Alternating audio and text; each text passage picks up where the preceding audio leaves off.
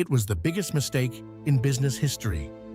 A company with 9,000 stores worldwide, 60 million customers, $800 million a year in late fees alone. And in the year 2000, they had the chance to buy their biggest threat for just $50 million. They laughed, literally laughed. This is the story of how Blockbuster went from the most powerful entertainment company on the planet to a single store in Oregon, and why the real reason it died has nothing to do with Netflix. David Cook didn't set out to change how America watched movies. He was a software developer selling data systems to oil companies in Texas. Business was good. Then the oil industry collapsed, and Cook lost everything almost overnight. So he pivoted. His wife had an idea: a video rental store. Not a small, dusty shop with a back room and limited selection. Something completely different. On October 19th, 1985, the first Blockbuster opened in Dallas, Texas. It had over 8,000 VHS tapes on display. It used a computerized checkout system, revolutionary for video rental at the time. It was bright, clean, family-friendly. No back room, no adult films. Parents could bring their kids. The response was immediate. Within a year, Cook had opened 3 more stores.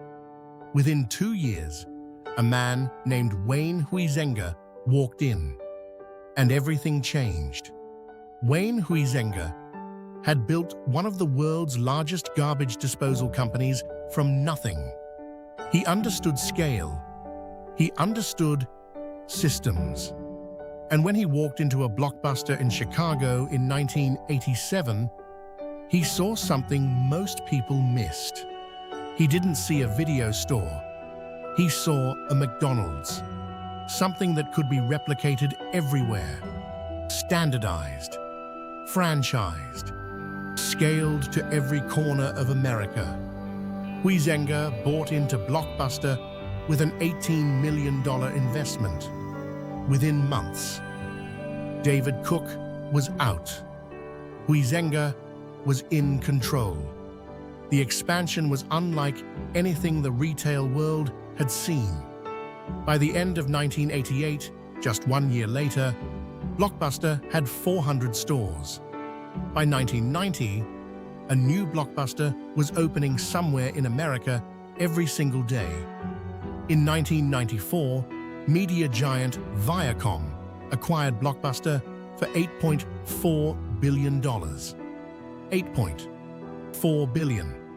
At its peak in 2004, Blockbuster had 9,000 stores worldwide. It employed over 84,000 people. It was generating close to $6 billion in annual revenue. Friday night in America meant one thing: going to Blockbuster. The blue and yellow sign, the smell of popcorn, the ritual of walking the aisles, picking up a movie, reading the back of the case. It wasn't just a store. It was a cultural institution. But there was a dark secret inside Blockbuster's success: late fees. If you returned a movie even 1 day late, you paid.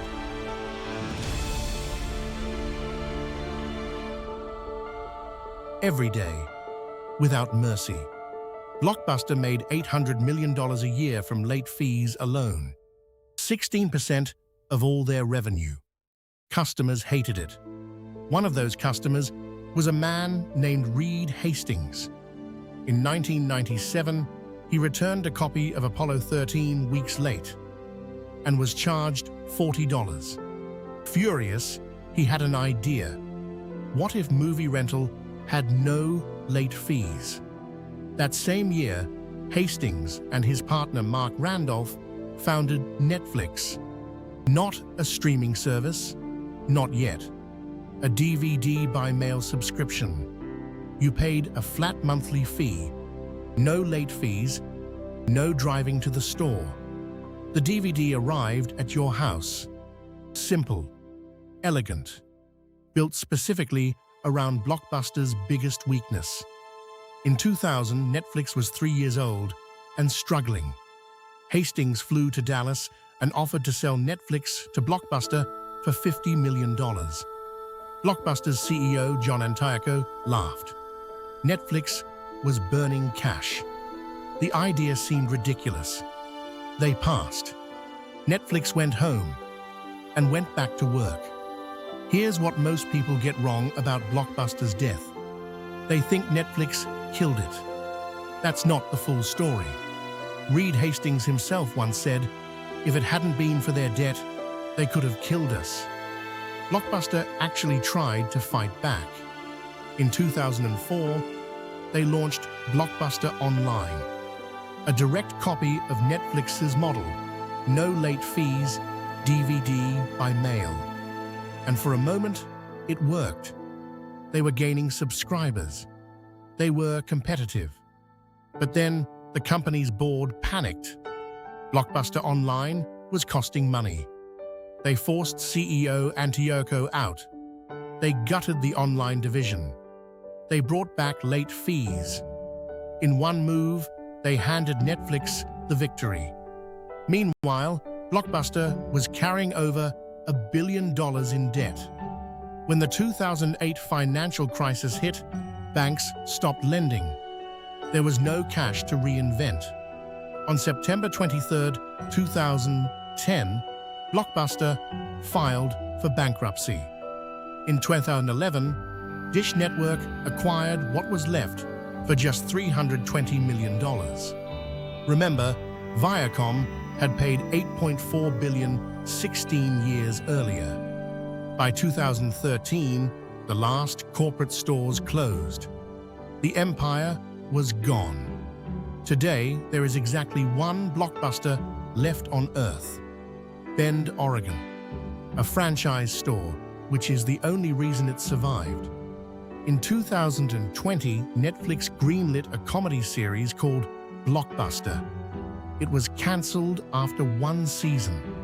Even in death, Blockbuster couldn't catch a break. But here's what the story really teaches us. Blockbuster wasn't killed by Netflix. It wasn't killed by streaming. It was killed by debt. By a board more focused on short-term profits than long-term survival. By a company that had the data, the customers, the resources, and chose comfort over change. 9,000 stores, 60 million customers, decades of cultural relevance, and a $50 million deal they laughed at. That became a $200 billion company. That's the untold story of Blockbuster.